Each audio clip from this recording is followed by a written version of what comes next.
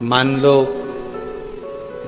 कर्जा बढ़ गया है 5 लाख 7 लाख 3 लाख 4 लाख 2 लाख, कोई भी थोड़ा सा भी कर्जा अगर मस्तक पर है, माथे पर है, तो शिव जी की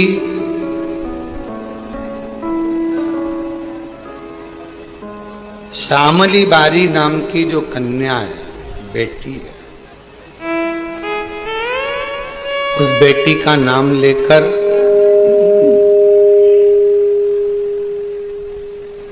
लाल चंदन बीच वाली पत्ती पर लगाकर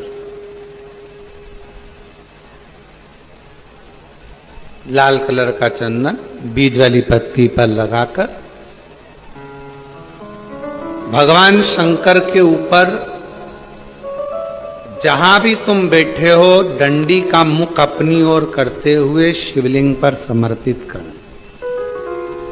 उसी बेलपत्र को वापिस उठा लें। एक रात्रि तक अपने घर पर रखें, दूसरे दिन प्रातः में पुनः उस बेलपत्र का विसर्जन कर। विसर्जन करते समय आपके ऊपर कितना कर्जा है, कितना कर्जा आपके ऊपर है, उसका स्मरण करते हुए, शिव जी से विनय करते हुए और अपनी मेहनत को 4 गुना करो, अपने कार्य को बढ़ाओ। दुकान हो, नौकरी हो, सर्विस हो, बिजनेस हो या कोई भी कार्य कर रहे हो, उसको लगनता से करना प्रारंभ करो। धीरे धीरे मेरा भोले बाबा आपका हाथ पकड़ेगा और कर्जे से मुक्त जरूर करेगा। आज के समय में आज की क्यों बोते हैं, तो उसको बोने का कारण क्या है?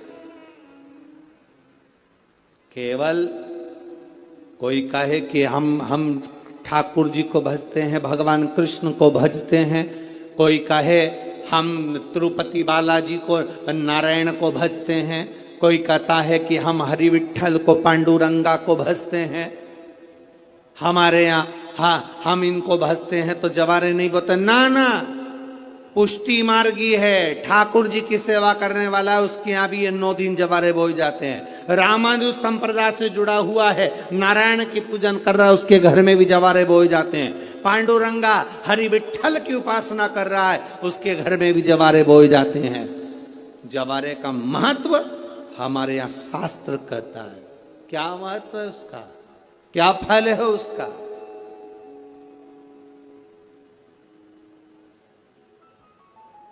महाराज, जब देवी माता ने दुर्गा भवानी को पंचायत में बुलाया गया, शिव पंचायत में मां दुर्गा बैठी हुई है, और शिव पंचायत में जब दुर्गा भवानी बैठी, उपद्रवियों ने उपद्रव मचाया, अहंकारियों ने अहंकार मचाया, असुरों ने, राक्षसों ने हाहाकार मचाना प्रारंभ करा। तब उस समय पर देवाधिदेव महादेव माता पार्वती को देखकर, दुर्गा भवानी को देखकर मुस्कुरा रहे थे।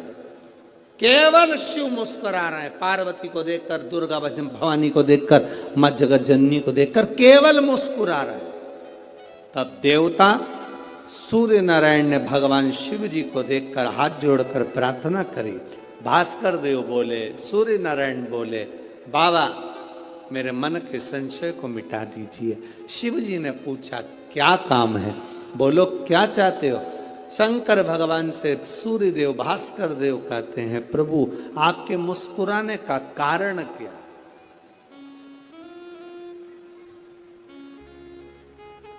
भारत की भूमि पर जितनी जगह पर भी आप लोग कथा सुन रहे हो, आस्था चैनल पर, फेसबुक, यूट्यूब पर जितने लोग कथा सुन रहे हो, बड़े ध्यान से सुनना कि जवारे क्यों बोए जाते हैं। नवरात्रि में जवारे की महत्वता क्यों होती है, क्यों बोया जाता है, मिट्टी में गेहूं डालकर क्यों उत्पन्न किया जाता है, उसकी महत्वता क्या है?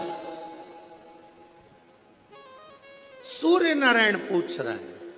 भगवान देवादिदेव महादेव से आप दुर्गा भवानी को देखकर मुस्कुराए, आप हंसे हैं, आपके चेहरे पर प्रसन्नता आई है। कारण क्या? और महाराज देवादिदेव महादेव ने कहा, यहां भगवान विष्णु, गणेश जी, भास्कर देव, आप सब बैठे हो। असुरों ने आक्रमण कर दिया, असुरों ने आक्रमण करा है, और वो असुर आक्रमण कर दिए हैं तो वो असुर प्रवेश कर रहे हैं, उपद्रव मचाकर, हाहाकार कर कर नष्ट करने वाले हैं इस पूरी पृथ्वी को। तो फिर उसको बचाएगा कौन? कैसे बचेगा? शिव जी ने कहा, चिंता मत करो। दुर्गा ने अपने केश का स्मरण किया, एक केश को माता पार्वती जी ने अपने हाथों से छुआ। छूते ही एक कुंड में सुंदर जवारे उत्पन्न हुए हैं। जब तक वो जवारे बड़े नहीं हो जाते, जब तक वो जवारे थोड़े प्रबल नहीं हो जाते, तब तक एक भी असुर प्रवेश नहीं कर सकता, हाहाकार नहीं मचा सकता और अंदर आ नहीं सकता। शिव महापुराण की कथा कहती है, जवारे जिसके यहाँ बोए जाते हैं, जवारे का, आप लोग कहते हैं कहीं पर देवी जी बैठी हैं, किसी के यहाँ मिट्टी की मूर्ति आई, 21 फीट की, 41 फीट की, 15 फीट की, 10 फीट की, 25 फीट की देवी जी की प्रतिमा स्थापना हुई। लोग कहते हैं हम देवी जी का दर्शन करने जा रहे हैं, दुर्गा जी का दर्शन करने जा रहे हैं। शिव महापुराण की कथा कहती है वो दुर्गा जी का दर्शन नहीं, देवी का दर्शन नहीं। नवरात्रे में जहां जवारे बोए जाते हैं वहां मात्र आप पांव रखते हैं तो अपने घर में से क्लेश दूर हट जाता है, अहंकार दूर हट जाता है, अभिमतता दूर हट जाती है, तकलीफें दूर हट जाती है। जिसके घर में जवारे बोए जाते हैं वहां से अहंकार, काम, लोभ, आसक्ति, वासना, तृष्णा और दुख, तकलीफें दूर हट जाती है। तो जवारे का मूल का तत्व आनंद, सुख। महाराज उसको समझने वाला समझ सकता। और नवरात्रे में भी देवी की आराधना का एक स्मरण का सुख है महाराज। ज्योत का विधान है, नवरात्रे में देवी की ज्योत लगती है, अखंड ज्योति लगती है, जवारे बुआए जाते हैं, कलश लगता है। ज्योत का भी विधान है।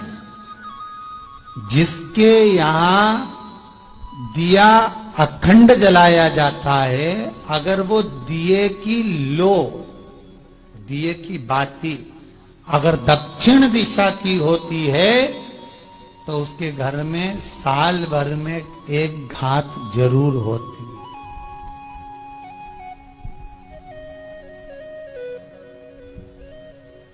जो दिया अखंड जलता है उसकी बाती का मुख दक्षिण का नहीं होना चाहिए। अगर आपने देवी भागवत का स्मरण करा हो, देवी भागवत को अगर सुना हो, तो देवी भागवत में स्पष्ट किया गया कि पूर्व की ओर मुख करा हुआ दिया, अर्थात पूर्व की ओर ज्योत जो जलाई जाती है वो संपदा की वृद्धि करती है। पश्चिम की ओर मुख कर कर जो ज्योत लगाई जाती है महाराज वो बेबहू को देती है, और उत्तर की ओर जो मुख कर कर ज्योत जलाई जाती है, उत्तर की ओर जो ज्योत का मुख रहता है वो आयु की वृद्धि करती है, घर में अकाल मौत को रोकती है।